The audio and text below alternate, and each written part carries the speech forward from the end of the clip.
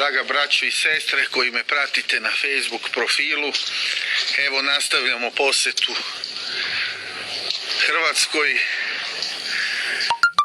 Evo nas u Kninu sada, to je srpskoj okupiranoj teritoriji. Evo nas u Kninu, ovo je Kninska tvrđava. Evo, snežni dan inače juče i danas. Ovde bili smo u Zadru, Benkovcu, Žegaru, obilazimo, evo smo sada u Kninu, bili smo u Đevrskama i sada smo opet u našoj krajini.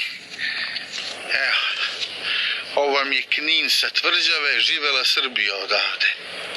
Živela krajina. I živela srpska krajina.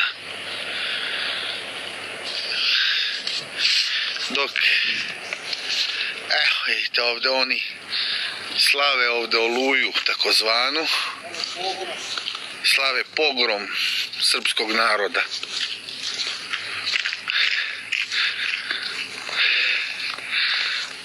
A mi smo tu da im pokažemo koliko možemo da je ovo ipak srpska krajina.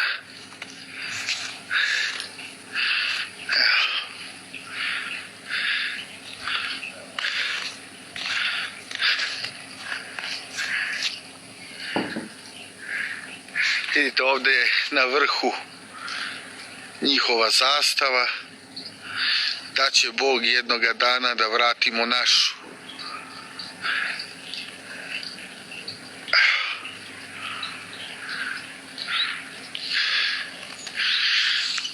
Iz Knina idemo u Zagreb, da se tamo sretnemo sa našom braćom, Srbima koji žive u Zagrebu.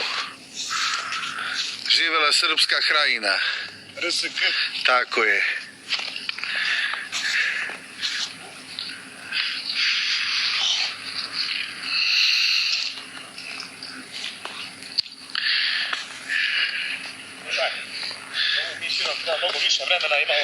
Tako je.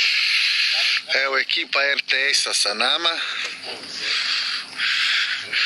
Javi se brate Simo. Javljam se, brate, Milo. Evo. Vidi onoga gore, vraćam se od ozgo. Eno ti stijeh, pa. Pa ti je stijeh. Brate Ivane.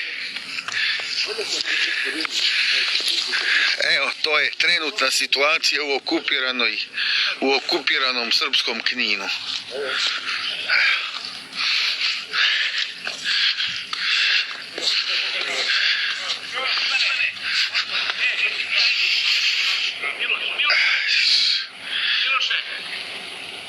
Znači, Knin i Republika Srpska krajina. Upravo me zovu novinari da dam izjavu, a srećemo se i sa gradonačelnikom Knina, kome je majka Srpkinja, inače. Sada, evo svi braćo i sestre koji gledate, koliko je Kosovo i Metohija srpska i srpska zemlja, toliko i Knin naš i Republika Srpska krajina. Pa evo da vas pozdravimo iz svete Republike Srpske krajine.